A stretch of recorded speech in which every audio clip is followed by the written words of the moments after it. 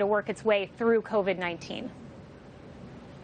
And meanwhile, Kayleigh, of course, the president gave that speech at Mount Rushmore. We saw that amazing flyover and the celebration on Saturday night from the Air Force, the B-1 bombers, the B-52 actually up there.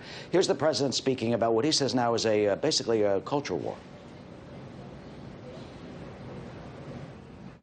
This left-wing cultural revolution is designed to overthrow the American Revolution. We will never let them rip America's heroes from our monuments or from our hearts. By tearing down Washington and Jefferson, these radicals would tear down the very heritage for which men gave their lives to win the Civil War. Over the weekend, Kayleigh, a statue of Christopher Columbus was taken down in Baltimore and thrown in the Inner Harbor. The Democratic-controlled New York City Council wants to take Thomas Jefferson out of this city council. And Tammy Duckworth was asked about George Washington, taking down George Washington, and she replied on CNN that, well, she would be open to hearing the argument. What's the view about taking down George Washington and some others? This is absolute insanity. America is the greatest country on earth. This nation and the bedrock of freedom put in place by our Constitution and our Declaration of Independence has done more for the world and for the advancement of human history than any country on planet Earth.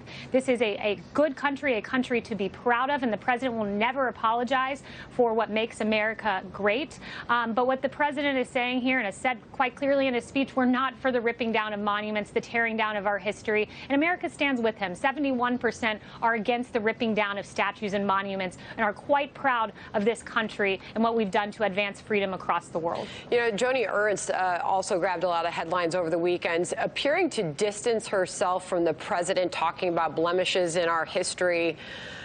Talking about the nation needing to come together, but specifically distancing herself from the president when it comes to renaming some of the military bases, peaceful protesters, and other things. What does the president have to say about that this morning? Well, the president, again, stands firmly against the renaming of our base. Along with him is 56% of this country. This president stands by our monuments, our great monuments, many of which have been defaced, that of abolitionists like Matthias Baldwin and Ulysses S. Grant, and Gandhi, who is known for peaceful protest and was an inspiration to Reverend Martin Luther King.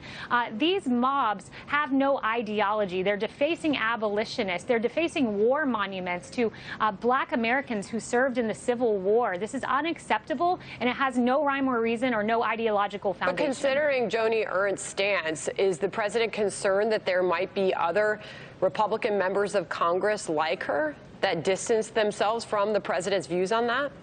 No, because the president knows he stands firmly and squarely with the majority of Americans who think it's unacceptable to pull down our statues, to deface Gandhi, and to deface some of the great abolitionists that we have seen either toppled or torn down across the country. There even was a destruction of Frederick Douglass, of a Frederick Douglass statue. Right. Any update on the garden of statues? I do want to point out that there is the Hall of Fame of Great Americans in Bronx, New York.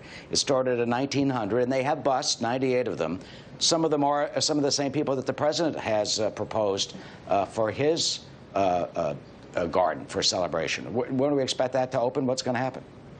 Yeah, you know, we hope to see that open, and the president has set that date of July 4th, 2024, in the 60 days to look into this. And I think the prospect of having a Garden of Heroes is a great way to make sure that America's students know and understand history by commemorating people, like Martin Luther King Jr. and Betsy Ross and Susan B. Anthony, and these great American icons who made great strides for black Americans in this country and for women in this country. So remembering that and knowing our history and celebrating these heroes is the one goal the president has in creating this Garden of Heroes. Kayleigh, I want to finish off by asking you about a recent tweet of the president's going back to Bubba Wallace and the investigation of what he and others at the time thought was a noose. There was a federal investigation of that. It was revealed that it was a pull rope for the garage that had been in previous pictures.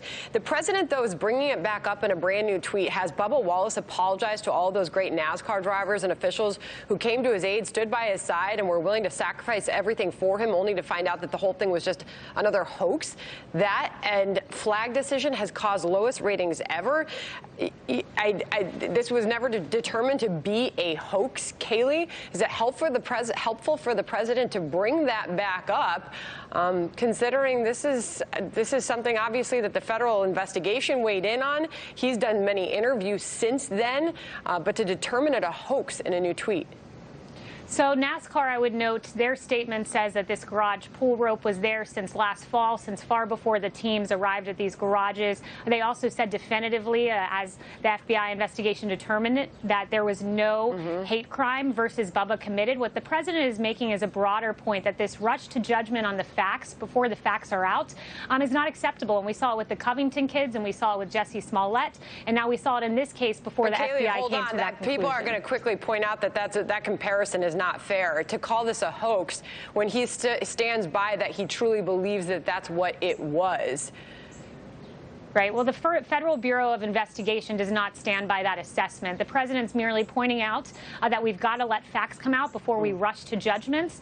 And there was no hate crime committed against Bubba Wallace, as determined by the FBI, as noted in a NASCAR statement.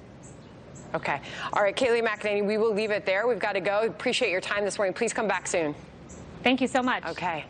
We've got some breaking news. I want to get right to this.